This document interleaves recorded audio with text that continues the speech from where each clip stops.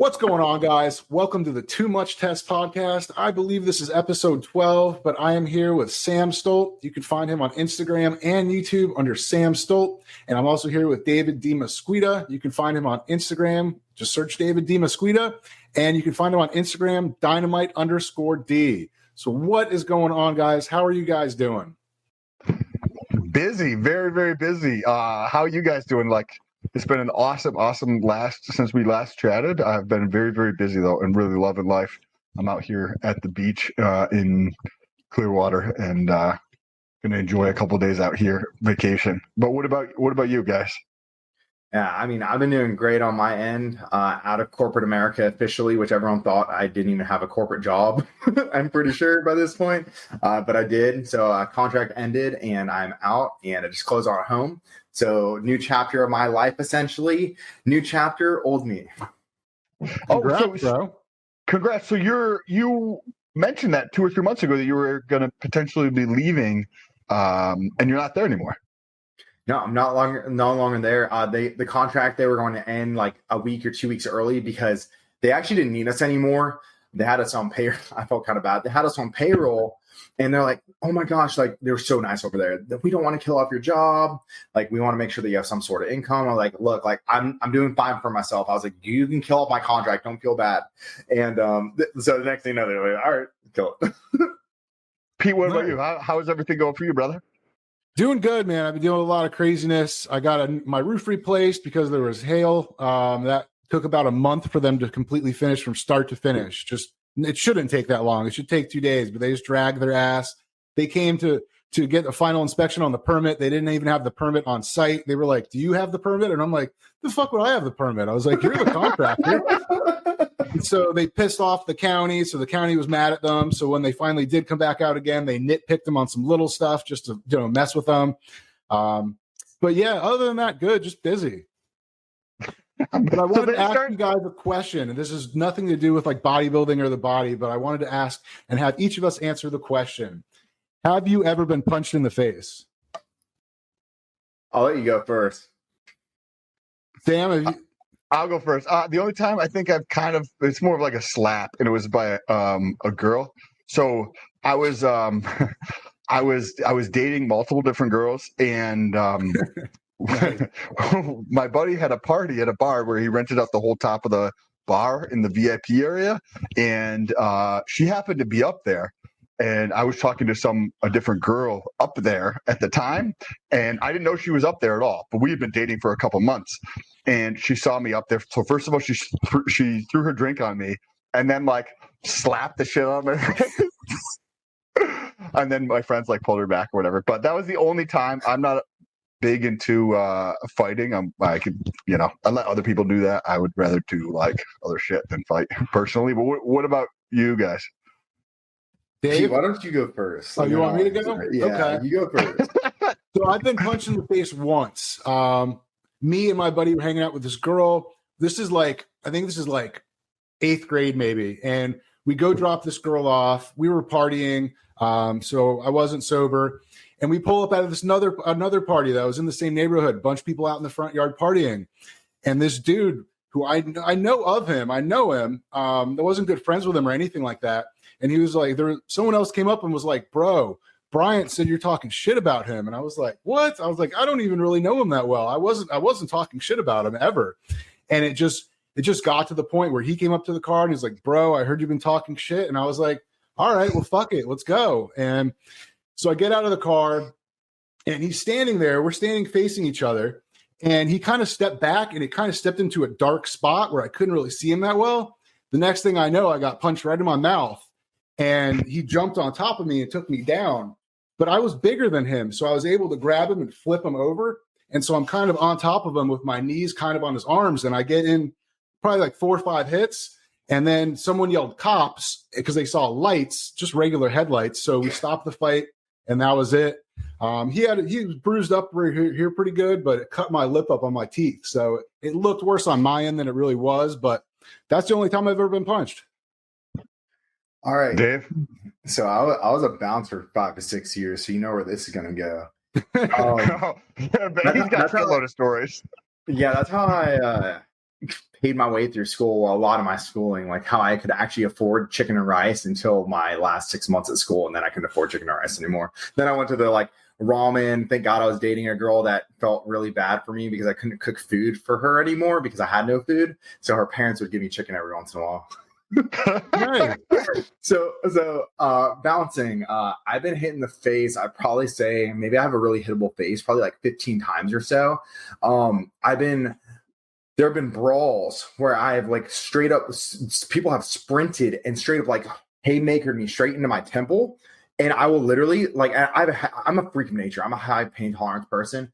And I just got like straight up haymakered. And I just started like laughing at them. And I was like, you want to go? And the brawls have broken up. Two brawls in particular broke up because I started laughing at them. And I was like, you guys want this? And they're just like, they put their hands up and they're like, we're good. And they'd walk away. And I didn't throw a fist or anything like that, right? Like they were just brawls. And I would scrap and snatch them and basically move them or whatever it was. And just straight up like square on hitting the temple multiple times. And then the last fight though, which there was a bar that hired me because they knew I did. There's a pro MMA fighter that trained me for a bit, and that was how before I did bodybuilding. Well, when I was just getting into bodybuilding, I started doing some MMA, and the guy actually went pro that trained me, and so I knew how to scrap really well. But I hate fighting. Like it's like a little dick contest. It's literally what it is. And I like if someone was about to get in a fight, I walk over to them and be like, hey, look, like you guys both want to get laid tonight, right? All right, this isn't the way to do it. And then usually it breaks it up. They're like, all right, I'm like, just go your separate ways, like shake hands and walk away. And if they don't want to shake hands, just walk away. Or if you're still being who you are, I'm going to ask you to leave nicely. And sometimes they don't want to go nicely. So the last fight that I was in, I was actually taking this guy out of the bar. And he was about to blindside someone. I happened to be standing there. He was about to blindside someone. So he put his hand behind his back so the guy couldn't see it. And he was pulling it around to hit the guy in the face. And I happened to be sitting right behind the guy when it's like happening in slow motion. Drunk people think that they respond faster than they do. And I literally was like, all right. I literally put my hand under his arm. So when his arm went to go forward and he cocked it back, I put my hand behind him and it just like locked it. So he couldn't put it forward. And then I was like, scoop and grab the other arm. And I was like, all right. And like, they were walking out to the front door anyways. I'm like walking the guy out to the front door. And the guy was really tall. So it was weird. So he like kind of like lifted me up on his back and somehow had one arm free by that point. I don't remember how it got there. And he hit me in the temple like 4 or 5 times, but he was going around his body, like up and around. And I was like, all right. And like, I pushed the guy back and I know that when the guy turned around again, the guy must know how to fight, but he turned around and he kept his basically fist hidden to himself and was coming. And as soon as I saw the fist coming, I just stepped and I hit. And I've only thrown 2 fists my entire life, and this is one of them. And I hit him so hard in the forehead because I hit the forehead. I didn't want to break the nose or anything. I don't want to deal with a police report or anything.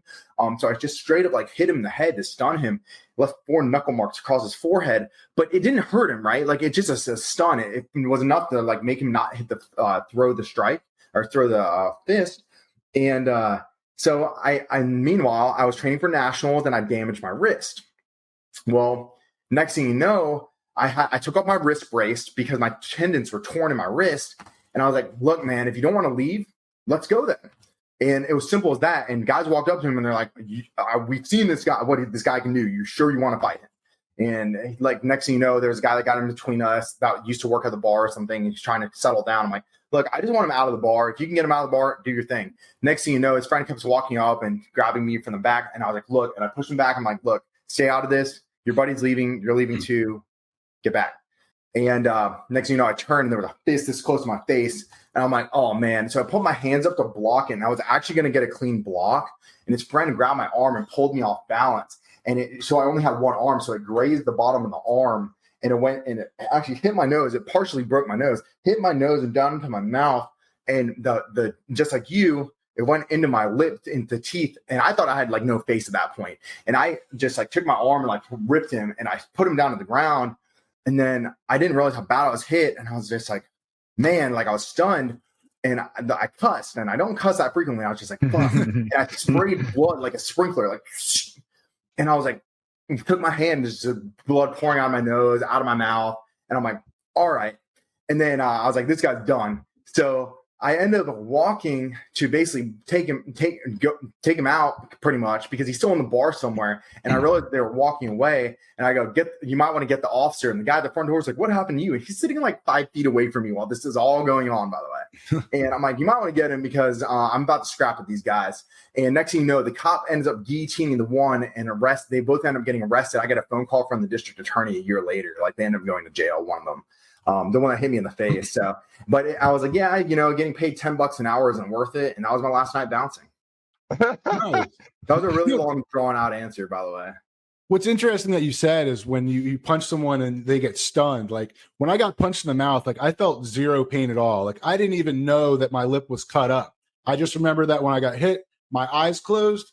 And then I kind of like, it was probably less than that, but like a quarter second later, I was like back in it and I was on my back, and it's just your adrenaline just kicks in. Like I didn't think I'm going to roll this dude over and get onto his, it was just an instinctual thing. And since you told a punching story, I'll tell a punching story as well. I've only punched one person besides that guy, like in a real fight. I was sitting by myself at high school. I was eating lunch. They had just like switched lunches, so I didn't know anyone there or something like that. And these two kids are sitting next to me, one of them standing in front of the other one. So I'm sitting and his friend's sitting next to me and his friend is standing in front of him. And they were fucking around doing stupid stuff, whatever, just being high schoolers. And the one kid grabs like a full like 20-ounce Powerade and just like swing, like this to like spray it. And so I'm just sitting there eating, and I just have blue Powerade in my ears, all over my face, all over it. It just hit me, and it was cold, and it just flicked a switch. And I just how old were you? This is probably, let's see, which school? I was first high. I was either a freshman or a sophomore at this point. I can't remember offhand. But so I get up and I look at the kid holding the Powerade, and I was just like, "What the fuck, bro?" And his friend starts laughing, and I don't know what it was. I just that switch, and I just ran up on him, and I just knocked him. And I hit him right in his mouth, and I knocked out like 3 or 4 of his teeth. And I have they're hard to see, but I have scars. I have 2 little scars on my like this part right here. And so after I hit him, I was like, shit, I need to get out of here. And so I walked around, wiped the blood or cleaned the blood off my hand, and went back to class. And then like 10 minutes later, the principal came and pulled me out. And I didn't even realize I knocked out his teeth. I just knew that his mouth was bleeding. But apparently my parents had to pay like, I don't know how much to replace his teeth and get veneers. But that's the only time I've ever punched anyone. I'm not really a violent person, but that water in my ears and blue Powerade all over my face, it just, I don't know, it pissed me off. Well, growing up, I was homeschooled my whole life, like K through 12, and there's 7 kids in my family. Oh wow! So I was the third oldest. So I have 2 older sisters, and my parents were out doing something. So my oldest sister was responsible, and I was just being a little bitch. And all the kids are up in their bedroom, and like the younger people are in bed, like they had to go to bed at a certain time. And her and I were arguing, so I was like, okay, well, she's in charge. I'm just going to fucking wake everybody up. So I'm at the bottom of the stairs, and I just start screaming up the stairs. So we start fighting, break the railing off. On a tangent, most of my other siblings, except for one, almost all my other siblings fight MMA or karate or jiu-jitsu or some form. Like a couple of my brothers were in a movie that was on like Netflix and stuff like that around this kind of stuff. And so they have that background. And I was like 14 years old, and I didn't do any of this shit because it was just never interesting to me. And she goes and she hits me, and I'm completely fine. And she tore a ligament in her wrist or hand, and I had to have like major surgery. And I was fine. My parents were really pissed at me, even though like I was like, I didn't do anything. She hit me. It's not my fault. So I had a brother, by the way. We were born the same year. We were Irish twins, January 3rd and December 4th for him. So you want to talk about like fighting? Like we had the highest pain. He's a higher pain tolerance than me too. We would choke each other until we turned blue and almost passed out. That's my brother and I. When we were growing up, we're like best friends now. But there was one time when I came back home from college, and I don't remember what I said, but I knew it was going to be a trigger, and I just like triggered him. And there was this basically not dresser, but it was these shelving units that were glass, and they had metal attached to it. And whatever I said, he actually took me and he somehow flipped me over him. I was already lifting at this time. I was not that small. Flipped me over him, legs going through all 5 layers of shelving with the glass. Somehow the glass didn't break, but it bent all the metal back into it. And my brother and I were just like, yeah, we should stop fighting for a second. And then like we bent all the metal back and like rewired the shelving unit. I'm sure it still looked all janky and crooked, but it kind of was back to normal. And then and you Probably. You tell your parents, I don't know what happened to the table. It's just the glass is broken. They were like, what was that sound? I don't know. I don't know what happened. We came in here and the table was broken. Yeah. That was our excuse for all the shit we did. I've got an interesting story. My brother actually stabbed me with a butter knife, straight up.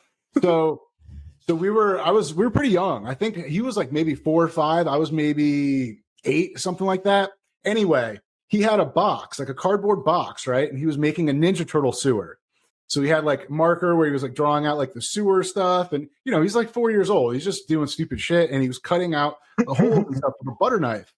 And I was like, he was making a square opening for the sewer. And I was like, bro, I was like, the sewer circle. I was like, it's a circular sewer. It's in all the shows. You're doing it wrong. You're this is horrible. I was busting his balls. I was telling him, you're doing it wrong. You're doing it wrong. And he was getting pissed. And my dad's like, leave him alone. Leave him alone. Let him make a fucking square sewer. And I was just messing with him. I wouldn't leave him alone about it. And he got pissed and he just straight up fucking threw a butter knife straight at me. And I'll show you. I have a scar from it. I don't know if you can see that. We can definitely see it. For anybody who's listening to this, there's like a hole missing in the edge of his elbow that's like indented. So he throws it and it hits and it sticks. It sticks. It's just like there's a butter knife sticking out of me. And so I can't remember 100%. This is why I don't fight. I apologize. we should change topics. It just was like John Wick. But my parents actually blamed me because I wouldn't stop messing with him. Like I don't think they even like gave him any punishment. And he stabbed me. But either way. But yeah, so I have a permanent scar from my brother like ninjaing a butter knife at me. That straight up reminds me of John Wick killing someone with a spoon. Bro, and he's accurate. But let's move on from fighting. We're peaceful people here. You know, we're not all roid raged out or anything like that. So what do we have? What do you guys want to talk about? I have blood pressure that I want to talk about. I'm curious. We were talking about it briefly before you guys got on. I just got a blood pressure monitor, and my blood pressure is high. Last time I checked was probably 8 or 9 months ago, and it was low, like maybe 131 or 133, I think it was, over like 70 something. And I was like, okay, this is probably fine. It's like midday, and I was grocery shopping, pushing a car around the store. So I was like, okay, well, that probably makes sense. It's probably higher than what it was expected. And then I'm checking it at home about a week and a half ago, and it's in the 140s. I was like, oh, that's not good at all.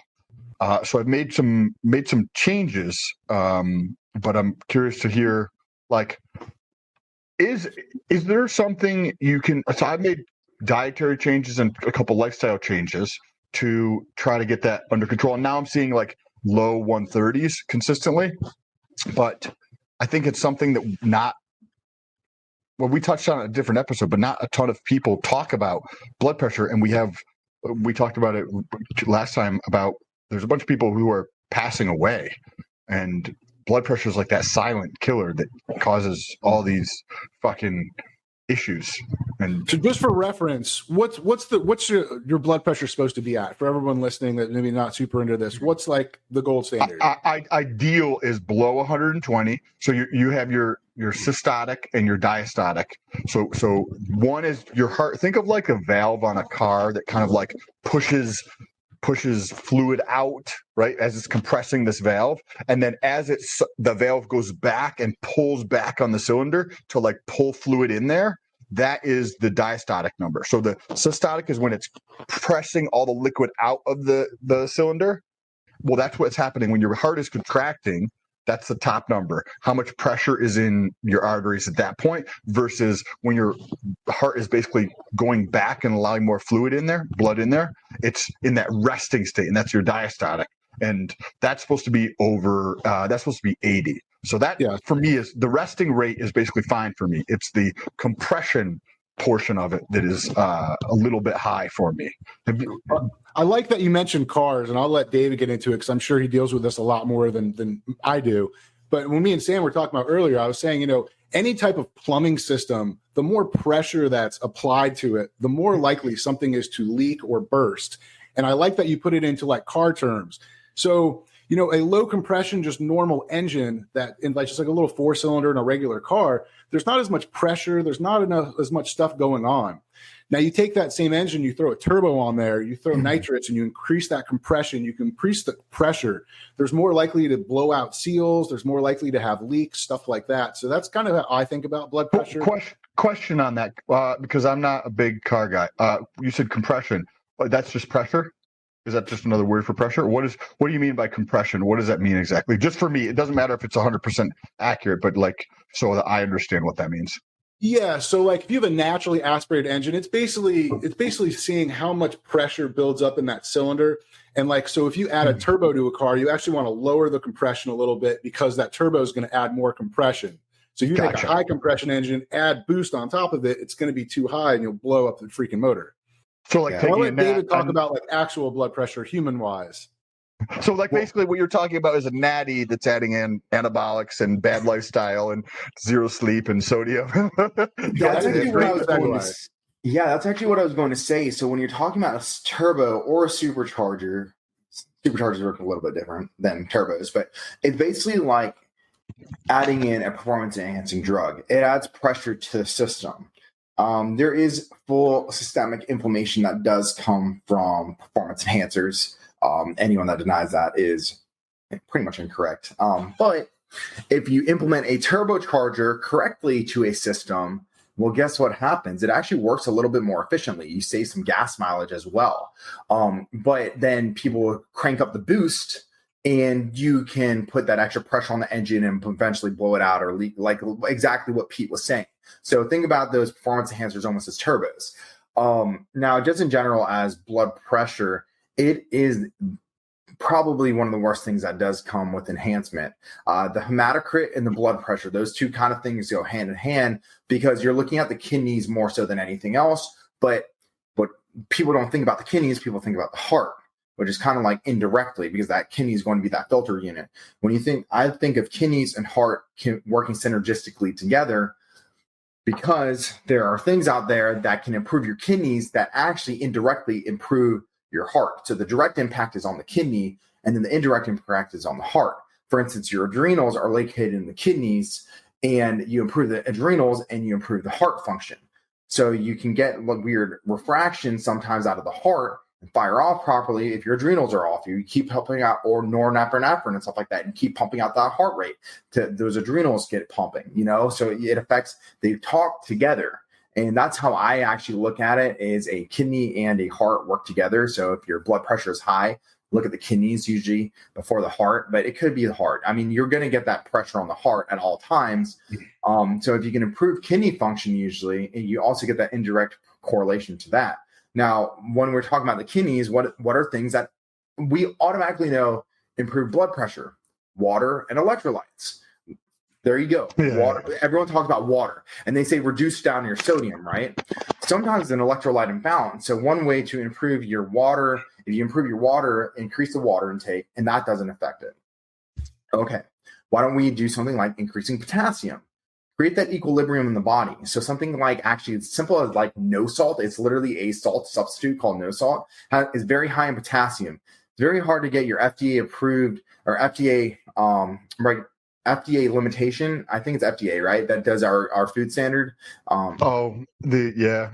I don't think it's the FDA, but it's somebody else. They put out minimum. That's what you're talking about. The minimum. Yeah, the minimums. Required, whatever. Yeah, it is. The government minimums is 2.7 grams a day of potassium. It's nearly impossible to hit that through food unless you're only eating potatoes. Essentially, potatoes are super high in potassium. So that's an awesome natural substitute for potassium. So no salt is an awesome addition to your food if you need to create that. Now, if you create that equilibrium just through electrolytes and you improve it, good. Things like citric and things along the lines of that. Oh, shoot, I'm just gonna drop it. What was that? What was that last one you mentioned? Citric? Isn't it citrus bergamot? Citrus bergamot. Bergamot, dude. I always butcher it, but that helps with cholesterol. But like some of these things that are encompassing, if you look at like liver, kidney, and then heart, things that are going to improve your cholesterol tend to improve blood pressure down the line as well. So I like to improve basically liver functionality and kidney functionality to improve the blood pressure as a whole. And Morpho Prime, I'm just dropping it, is going to be like an all-encompassing one. I like the omega that they have too, because the omega, it's going to have D3 and K2, which aids in cardiovascular health. And then omegas, if you're trying to actually get a triglyceride improvement, which is also going to benefit your heart, is going to be actually 4 to 6 grams a day, I believe is on actual studies, is 4 to 6 grams a day of EPA/DHEA, but you can still get a decent return on 1+ gram. So those from a natural standpoint are awesome, but the drug that comes to mind immediately, like if someone just is enhancing and they want to watch their heart and their kidney health and their blood pressure, telmisartan. What is a prescription, right? Huh? That's a prescription, right? It's a drug. Yeah, it's a straight up prescription drug. It's a very cheap drug and it doesn't get readily prescribed, but the indirect benefits are phenomenal for actually protecting your heart more so than anything else. So people that are on performance enhancing drugs, and like I said, it's becoming more popularized within the performance enhancing community. It like the medical dose is going to be 40 milligrams up to 80 milligrams a day. And it doesn't have to do with the direct impact to the blood pressure. Now it can. It directly impacts the blood pressure by affecting the kidneys, okay? But it can help aiding in heart support over time. So it prevents when you're looking at longevity, people are talking about metformin and telmisartan for the longevity benefits behind those two drugs. Now, do I think metformin is everything I want to act like metformin is a holy grail? It's a great drug. Absolutely great drug. One of the safest drugs you can actually put into your body.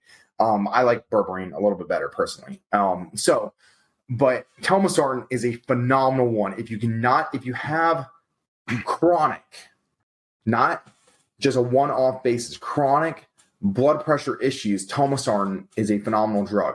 Telmisartan? Telmisartan, like TEL. Mesartan. Okay. Random question just about berberine. Berberine's in a lot of glucose disposal agents. That's one of the things. I mean, would you recommend, is all that extra stuff needed in those glucose disposal agents, or do you think just stocking up on some bulk berberine would be good enough for most people? If your gut health is good, berberine's going to be fine. If your adrenals are shot, or if you're a woman with PCOS, berberine's not going to cut it. Okay. There are reasons for medications for sure. Like that's why I'm huge on like functional and medical health, because you have to know both sides of it.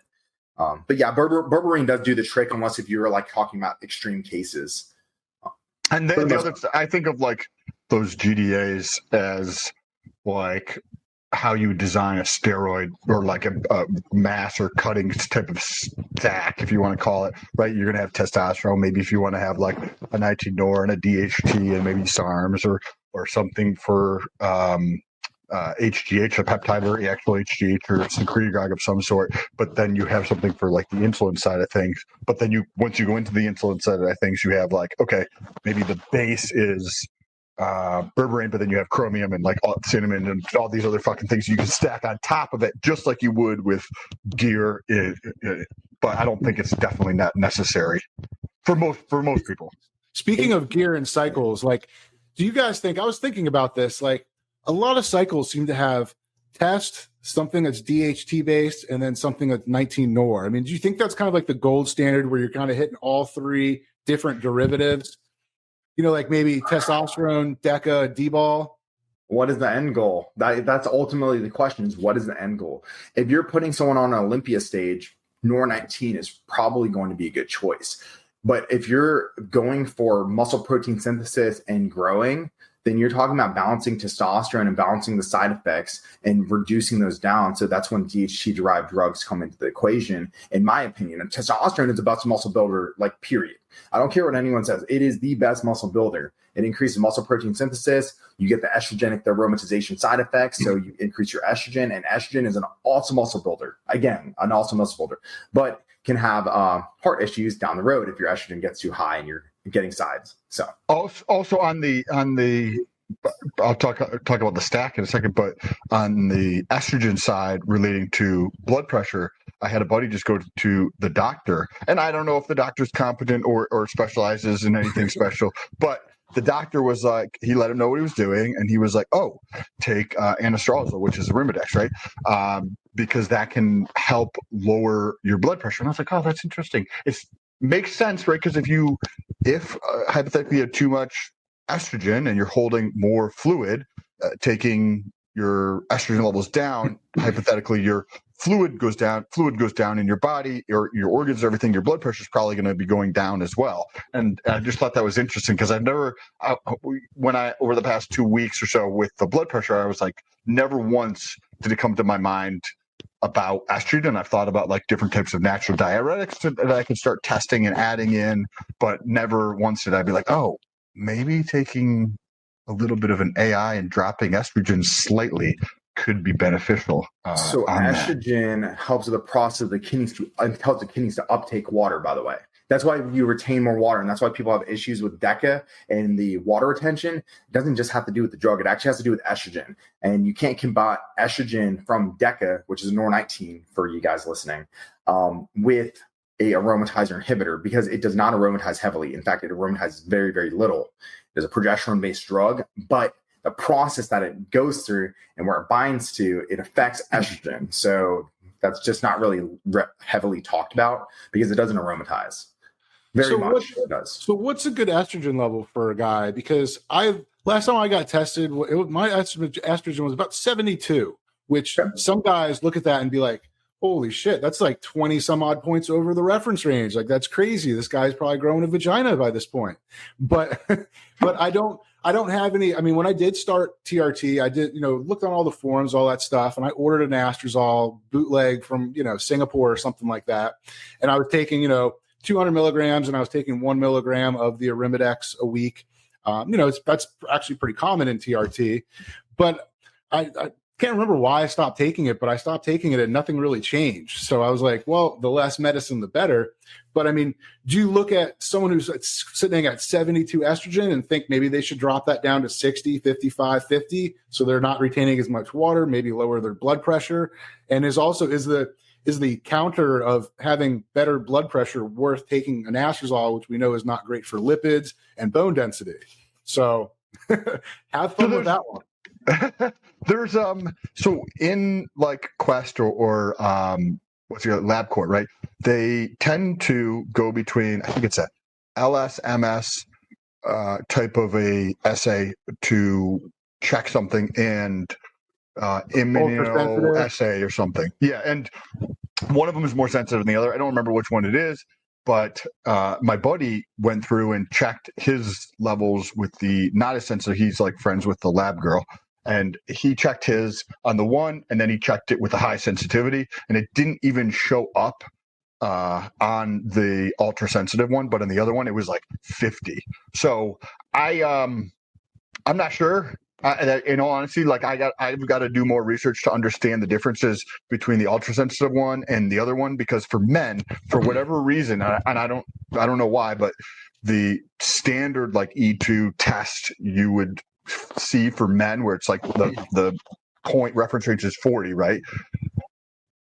If it's 50, I don't think it's necessarily accurate just because of what I'm learning indirectly through a friend, because you have those different sensitivities on there, and whatever the reason is in men, it's just not as accurate. I don't know enough about it. If you guys, the regular estradiol one's pretty much worthless in men. Because it picks up all those other like satellite estriols, all those other ones. So it's wildly inaccurate. That's really just used for women. But the ultra sensitive is really the only one that you can use accurately for estrogen.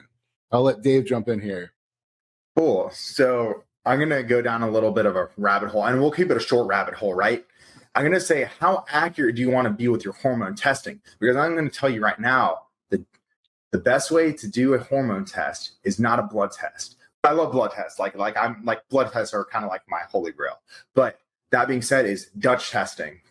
If you want to figure out how to optimize your pathwaying of hormones and really optimize hormones, A Dutch test is a metabolite test, so you can see where your hormones are pathwaying through, and it's actually kind of cool. Speaking of like gauges in cars, since we were on the topic earlier, they have literally like gauges, like an RPM gauge, to see like how much you're aromatizing, how much basically the at an enzyme level, 5-alpha reductase, how heavily you're converting to different things. And it is a very complex subject because you're talking about metabolites at that point. So you'll see like E1, E2, basically is a woman in particular, androgen dominant, like they have scalings in there. And if you're talking about estrogen, what is bad estrogen versus good estrogen? Good estrogen is great for us. Bad estrogen, which is 14-OH and 16-OH, you can metabolize with natural things other than aromatizer inhibitors. So basically, if your gut isn't optimized and you excrete out 50% of your estrogen, well, guess what? If you're not excreting all that out, or if you have leaky gut, for instance, and you're recirculating that estrogen, well, that could be another thing. It could be gut related. So when you're talking about, and then let's go back to a simplistic level. If I see a lab work on someone and they're at a 70 estrogen score, and I'm trying to optimize their physique, right? And I'm trying to do a recomp, and I don't want them to store extra body fat, I like to see them closer to a 40 to 50 range. I don't think I want to see below a 40 really in a male that's trying to build muscle, in my opinion, unless they're getting gyno issues, right? That's completely different. Like that's a symptom. But if they're having no symptoms, I like 40 to 50 range. I think 50 is probably optimal. And I really don't like to use an aromatizer inhibitor, period, unless if I need to. For instance, I was up in the 90s and I had no gyno issues at all. And ratio-wise from testosterone to estrogen, it was perfectly fine. But I still did want to bring myself down a little bit because of the issues that can arise with blood clots. And so blood clot is another one, and blood pressure potential issues. And I did have a little bit of edema in my ankles, and I couldn't really piece it together because my lab work comes out perfect every single, like I have like bulletproof blood work every time. My blood pressure is always perfect. So it's not directly related to the kidneys, anything like that, right? But I will tell you, I personally started taking a little bit of telmisartan and 20 milligrams, so half a medical dose, and my edema gone. Wow. Within 24 hours, gone.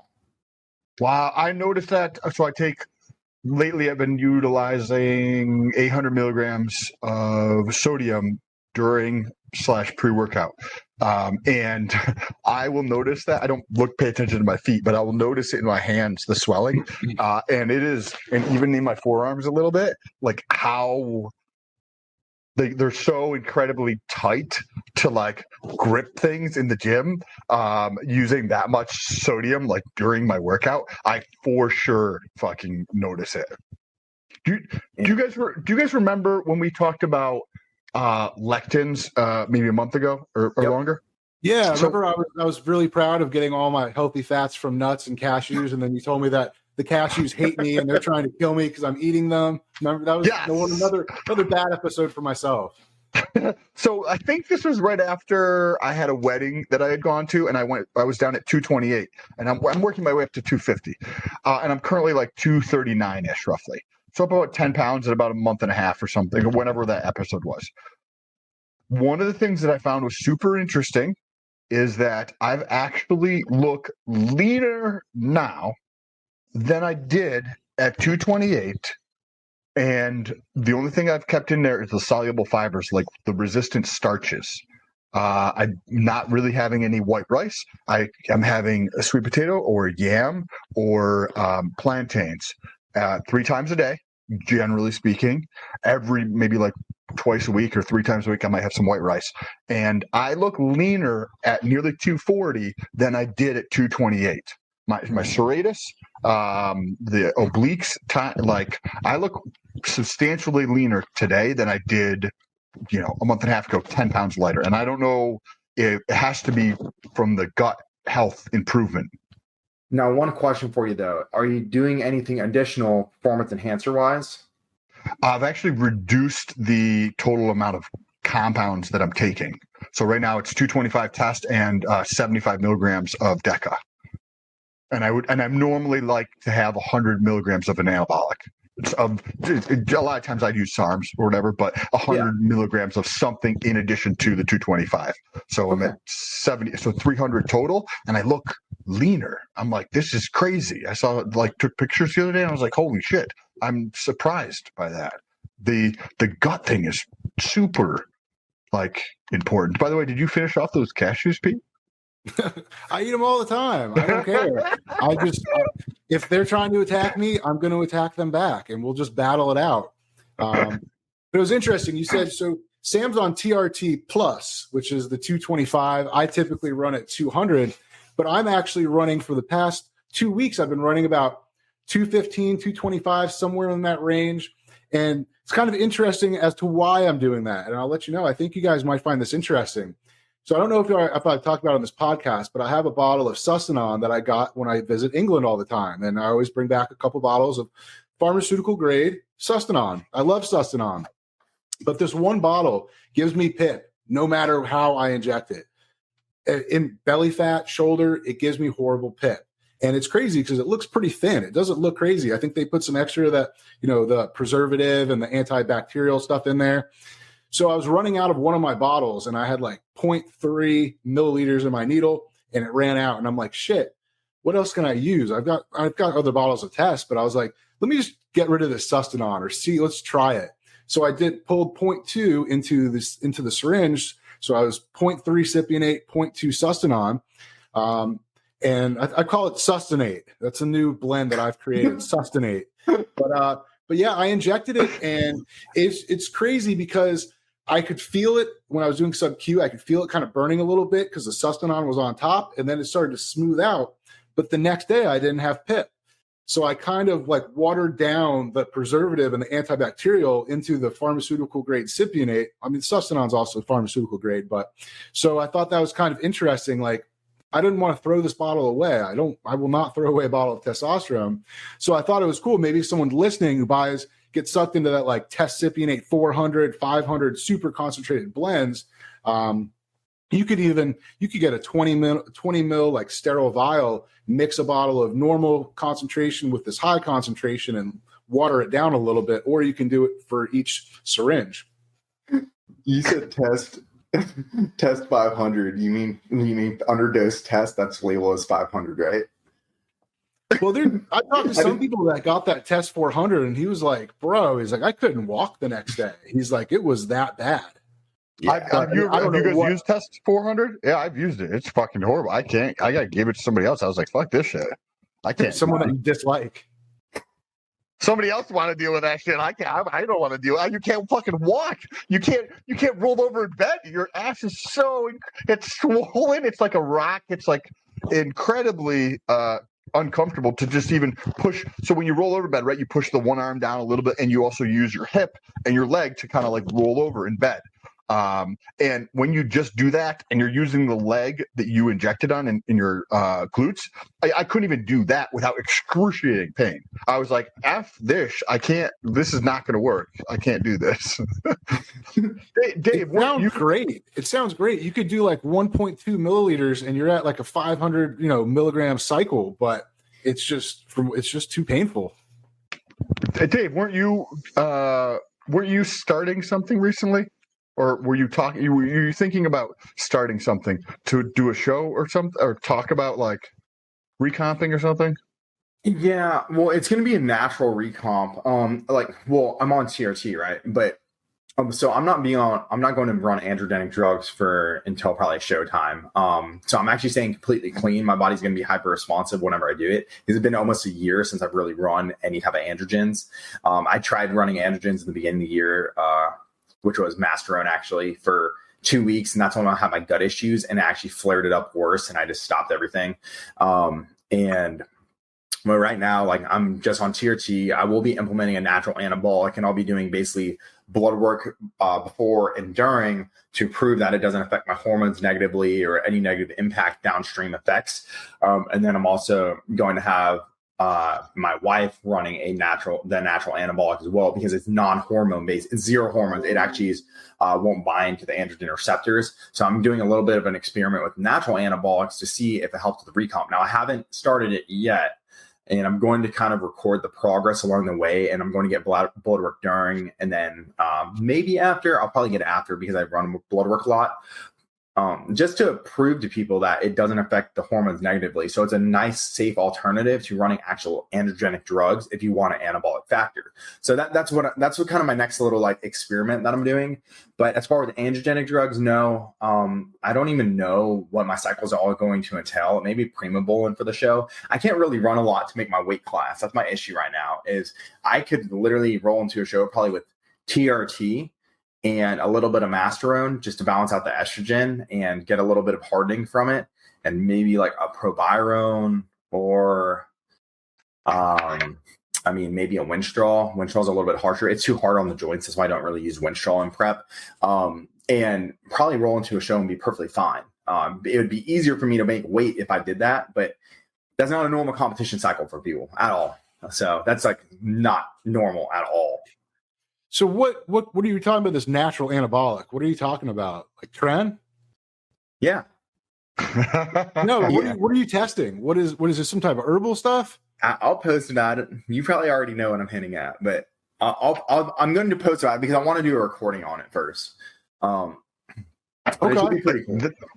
That'll be after I get the blood pressure thing where I would like it to be, or at least in the range. Then I'm going to do that experiment with the Tren that we were talking about. That'll be a ton of fun to just see what it's like. 20 milligrams and 20 milligrams, you have to make sure that the injection site has to be as close to the brain as you can. It actually impacts it a little bit better.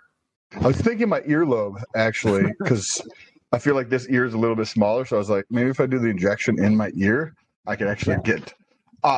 Speaking of like getting into your brain, have you guys ever experimented with oxytocin? I think an Oxycontin. A little bit different, but so I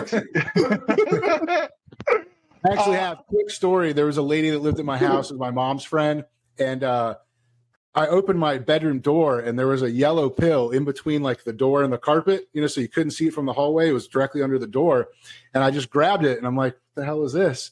Turns out it was a 40 milligram Oxycontin, and so that's the end of that story. So whenever I feel like you tell a story about like these random events that occur, like there just happens to be drugs in your car or something like that. There's a brick of cocaine in the back of my car just randomly. I don't know. I don't know what happened. I gave somebody a ride and it was just there when they left. I was actually at a buddy's house and we were kind of partying, and I had that, and Oxycontin actually has a slow release cover on it, so that. Anyway, so it doesn't all hit you at one time, but you crush it up and you get rid of that seal.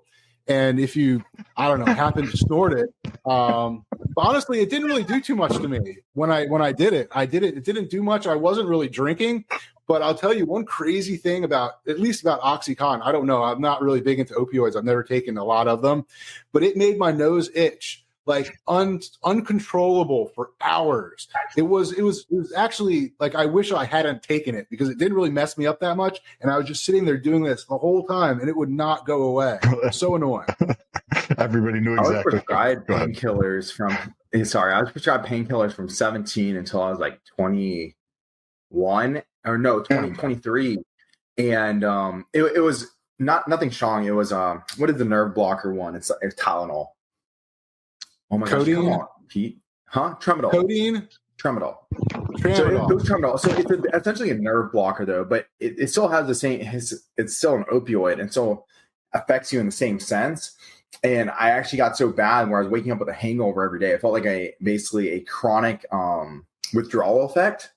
But normal opioids, like if I didn't have issues with.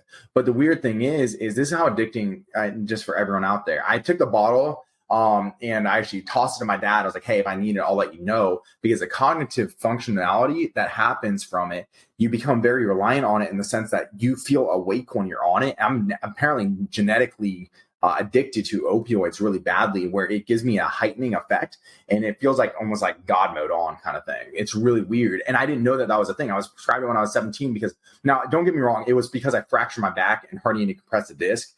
So there was a reason why they prescribed it to me. But like I said, I tossed it to him and then I injured my back like a month later. And then I was like, throw the bottle away, because it took me almost probably 2 to 3 months to interpret my emotions correctly again. But the anxiety that comes with coming off it was really bad. Forget about the withdrawal symptoms. The withdrawal symptoms were easy. I took some Advil and I was fine. Now I wasn't doing like heroin or anything or a bunch of Oxycontin. Have you guys ever? So I use Kratom instead of like pain medicine, and Kratom, and I don't use it very often, but when I do use it, I notice from like a sex standpoint, not in terms of getting hard or staying hard, but able to actually finish. Is that similar thing that you would have with other opioids? I don't know, because the only other thing I've used is Percocet, really. Yeah. So yes. What causes that? Like why? What causes that? I mean, it's binding to the opioid receptor. The Kratom binds to opioid and I think another receptor in the brain as well. It just does it in a different sense. So it's in theory actually a stronger painkiller than normal painkillers, if I'm not mistaken. My mom gets these headaches. She just finished up cancer surgery, and she gets these headaches like pretty regularly. And they were like giving her ibuprofen, and that's super bad for your intestines. So I gave her some Kratom to try when she experiences these headaches, and she's just using a fraction of what I use, and she's like, wow, I actually think this is working. And she got more of it and I don't, some people think that it's addictive. What do you guys, I have a question on this. So people think Kratom is addictive. I've taken Percocets, but just for like partying and shit like that, not for like any actual reason. And I've never felt the like urge to say that I was addicted to something or felt like that I was addicted to something. I don't know how I feel about people actually saying, maybe it's just because I haven't experienced it. Like, what is that like being an addiction? Is that something have you guys ever experienced before, having an addiction to something? I think addiction is like a good thing because you're in control of addiction, right? Like, so if you decide to aim it at something shitty as fuck, then like clearly you're going to get those results. But if you decide to aim that addiction at like creating an amazing life, then that's what you create through that addictiveness that you call it's you blame it on the product or you blame it on the drug or the compound. I don't know. What are your guys' thoughts on addiction? And what I was going to say is, I try to take the least amount of pain pills possible. The only time I really take them is if I have a really banging headache. I maybe take like an Aleve or something. The only other time I'll really take pain pills is after surgery. I had a surgery a few years ago, and they gave me Percocet and Tramadol. And I remember I had to drive there the next day, but I was in a lot of pain because I had surgery the day before. And I remember I took both of those pills and I was driving. It was about a 30-minute drive to where I was going. I was about 15 minutes in and I was like, woo, boy. I was like, I am feeling good right now. But I shouldn't have been driving. I just didn't realize I hadn't taken painkillers in so long. I didn't realize how messed up it was going to get me. But to your thing about the addiction, I think I was telling my wife, I was like, I'll never like get addicted to pills because they're in my drawer. I have Tramadol, I still have Percocet, but I won't take them. But I can see why people like that feeling. You feel like Dave was kind of saying, I felt kind of up. I felt a little silly, giddy, happy, kind of floaty a little bit. And I think, just that feeling alone, because it's it's doing a bunch of crazy shit in your brain as well is easy enough for some people to get addictive. But then you throw in people that are depressed, people that are dealing with a lot of bullshit, people that have a lot on their mind, just like, your mom going through cancer, if you weren't as mentally strong or whatever it was, and you take these pills, they make you feel better and forget about it. I think it's real easy to get people to addicted on opioids. And then you've got the pharmaceutical company just basically just letting people just prescribe the shit out of OxyContin because they don't care. As long as you don't die, you're going to keep buying it. They're going to make money. But anyway. So it's funny that you're talking about replacing habits. A lot of bodybuilders have come from addictive or abusive backgrounds, women and men. So they've replaced a bad habit with a new extreme, right? So bodybuilding is an extreme, but it's at least probably better than where they came from.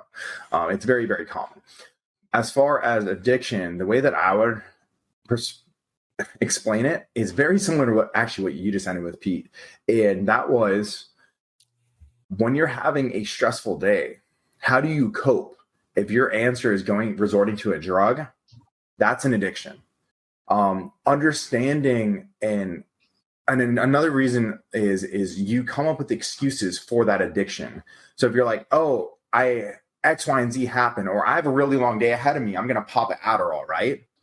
That in theory is an addiction because you're making an excuse of why you need to do it. Now, you can still take it, right? And get your day done and then stop taking it, right? And then you're not addicted to it because you're not taking it. But if every single time and it becomes a bad habit forming thing, then it could be viewed as an addiction in my eyes, right? Now, but addiction is actually, I would categorize it more of a disease than anything else. That's why addicts, once they stop doing whatever it is, they can never do it again for the rest of their lives because they have a disease. It triggers the brain. And that's a reason why, like heroin addicts, there was a point in time when, and I don't know if it's as popular now as it used to be, but ayahuasca, they would go down to Mexico for ayahuasca trips, and it basically trigger and recalibrate the brain in a different way, and they had their spiritual awakening, and it did something to the opioid receptor. I don't know if it scrubbed the opioid receptor or what it was, or if it was just enlightening enough to like open up the brain, and they would no longer be heroin addicts. But heroin addiction, from what I understand, if you inject heroin, even with rehabilitation rehab, I believe that it's a 4% success rate that you're never going to do it again, from what I've heard. I have a family member who was addicted to heroin, and it was a different experience for them to go through that process of like what it's doing it all the time. Like he tells me stories about like he would run out of spots to inject heroin and do it like between his fingers or between his toes, or like the absolute craziest things that you've ever heard about, like doing it in your neck. And like it's interesting, but I think it goes down to like what Dave, you were saying, because I think when we're looking for those feelings, right, that P was mentioning, right?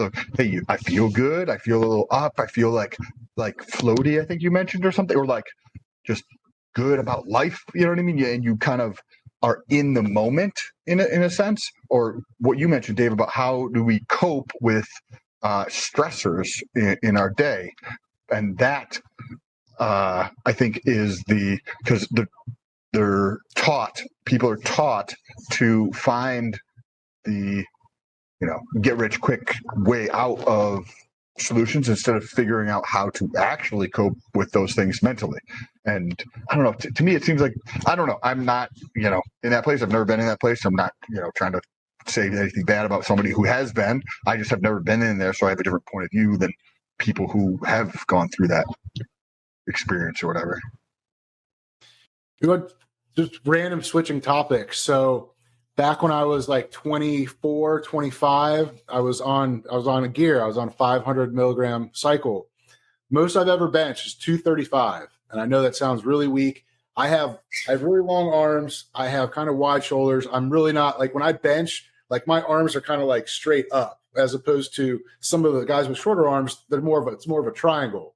Anyway, mechanically, I'm not really designed for bench press. So the most I've ever benched is 235. I was on gear at 25. Yesterday at the gym, I got on the flat bench, and on my fourth set, I jumped up to 235.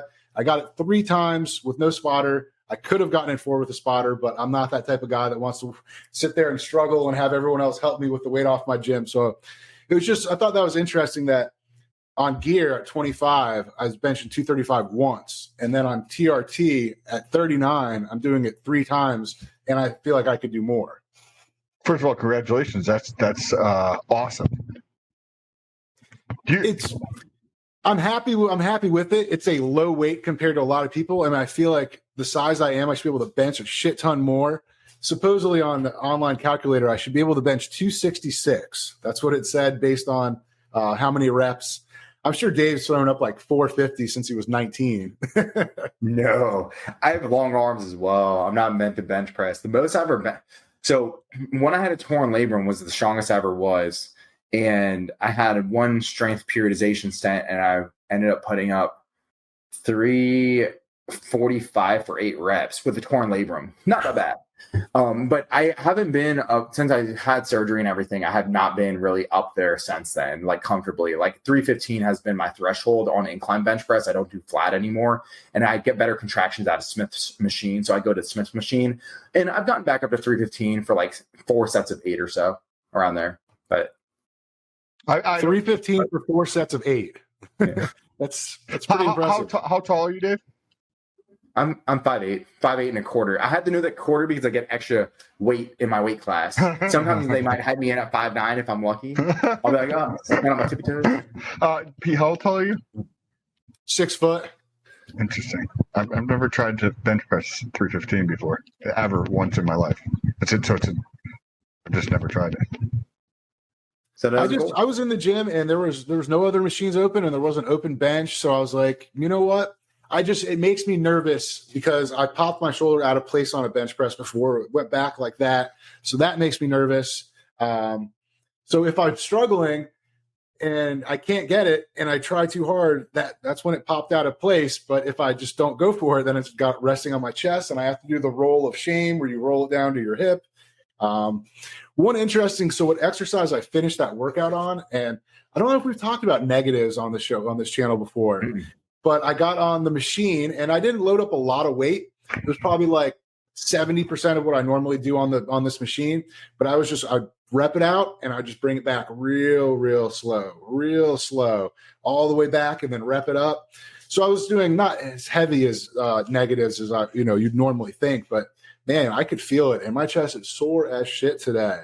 So you guys ever do negatives? Go ahead, Dave. So I used to use a methodology when I used to train, and I actually haven't talked about it in probably ever publicly, but I used to do it forever. Was a strength movement where you're just focusing on basically moving the weight as an athlete. Now, obviously good form, because I'm obviously going for hypertrophic ranges and growing muscle. Then I would do at least one stretching movement where I focused mainly on the stretching. And then I'd focus on one negative movement where I'm just focusing on a negative. And that's one thing that really worked well for me. And I would pick those 3 movements and I'd kind of stick with them. And there'd be 4 total movements in a day. And the 3 of the movements would be focused specifically on those 3 things. And that's how I kind of split out my workouts for a while.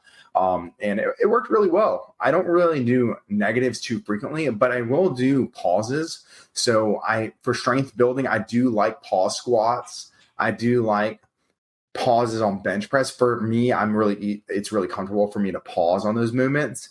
But it really helps you to actually make sure that your form is good to get out of the hole. And it helps you with periodization when you're trying to make some linear progress if you're getting stuck.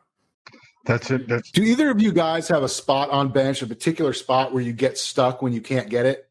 So the reason I'm asking this is, so for me, I could take heavy weight down and I can set it on my chest and I could get it up probably 4 inches off my chest. And that's when I can't get it. But if someone were to help me from like 4 to 6 inches, then I can lock it out. But it's that one point, about 4 inches off my chest, that's where I'm the weakest.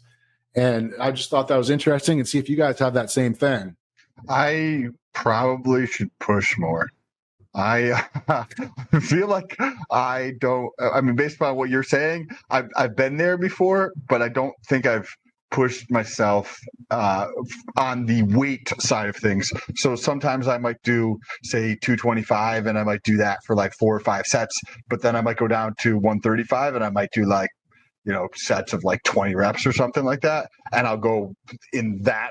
Like maybe up to 140 or 245, but I don't necessarily go where I get to that sticking point. But when I was pushing and working on elevating my weight more quickly or seeing about building weight like consistently on whatever lifts I was doing, I definitely found those, because there's a point in like deadlifts, whatever. I remember when I used to deadlift, I would feel that in the deadlift, halfway up my shin or something like that. Would be like, oh, can't get past there. But obviously the top 3/4 above your knee, you're pretty much good, or below, like, a certain point, you're fine. Dave, you experienced this, the weak point? So that weak point that Pete's describing is the weak point. So that 4 to 6 inch reps off the chest, turn to the side, about 4 inches out. It's about a finger length as spread out, and that's where you're at a mechanical disadvantage. It's the hardest point of the movement. Now that's where actually learning from a power lifter. This is why I say don't learn how to lift from a bodybuilder, learn how to lift from a power lifter. This is where you get mechanical and leverage points that help you and keep the pressure even to the best of your ability through the movements to the best of your ability. For instance, like retracting the scapula back, and you actually reduce down the range of motion that you need to go through that movement. Now, you'll see people like doing like 45-degree angles with their back, and I'm not telling you that. I've seen like women, no joke, do like 60-degree angles. I'm like, how are their backs not in half right now? It's like a yoga pose, but they're doing a bench press. Yeah, and their butt's still touching the bench, so it counts, right? You only have to go 2 inches. Now, I'm not talking about that, but retracting that scapula back, and what I've realized is actually when I retract the scapula back, it's almost like a line that goes across my trap. And it might be to the benches that I've been training on for a while. The crunch ones aren't the best, but there's like a fold, and my traps kind of roll and fold into it. Then I know I'm locked in completely. And what that does actually retracts the shoulder back, so you don't tear a labrum like what I did. And when you're going, you actually want to be at like almost not a 45-degree angle, but around a 60-degree angle. And the cue that I use for bench pressing is, and I learned this from Charles, my buddy, is basically breaking the kick gap bar. I learned it as like screwing, like basically trying to bend the bar. And then he taught me breaking a kick gap bar. So you try to break the kick gap bar. When you try to break the kick gap bar, you can't bend a metal bar. But what it's going to do is it's going to look at what it does at elbows. It locks the elbows down and you path up. But you try to break that kick out bar, and it locks your shoulders in. It makes the pivot point the correct angle. So for people that aren't watching this, what he was basically saying is holding the bar and trying to turn your wrists to see themselves. Basically, you're basically trying to bring your pinkies in, like if you're doing a fly, like bringing your pinkies in. That's the motion that he was showing. Basically, I think the easier way is like if you're like the strong men back in the day when they used to take the metal pipe and they used to bend it down. You try to do the same thing with the bar when you're bench pressing, and it just locks you into place. I've never heard that before. I've never heard that. I mean, I've heard about putting your shoulders back. I've heard about kind of taking them out. I've heard of moving your elbows kind of in a little bit more, but I've never heard of actually trying to bend the bar basically, but to lock in your shoulders. Some of the times on incline, what I'll purposely do, and I know I'm not recommending anybody else do this on lighter weights or maybe slightly medium weights. I'll actually go slightly more perpendicular on incline, because I actually noticed that in my upper pec more than when I drop my elbows down. So I'm, bringing the scapula down, dropping my elbows down, and I don't feel that as much in my upper pec. So if I'm trying to work specifically in my upper pec, if I bring my elbows up slightly on an incline, either Smith or incline bench, I feel that more. And it's mechanics of the motion or whatever it is. Obviously, it's not as good health, or you increase the risk of injury for your shoulders and whatnot, but it's what I tend to do for just development, not necessarily the strength or how much I could actually push on it. It's pretty interesting. I have to try both of those techniques. Be careful. Well, I think we're going to wrap that up here. We all have to pee from drinking all this beautiful H2O. But so big thanks to Sam and David for being here. If you're listening, we're on YouTube. If you're on YouTube, we have a podcast on all the major platforms. Check us all out on Instagram. Check out the links below. Thanks, you guys, for being here. And we'll see you next time on the Too Much Test podcast. Peace.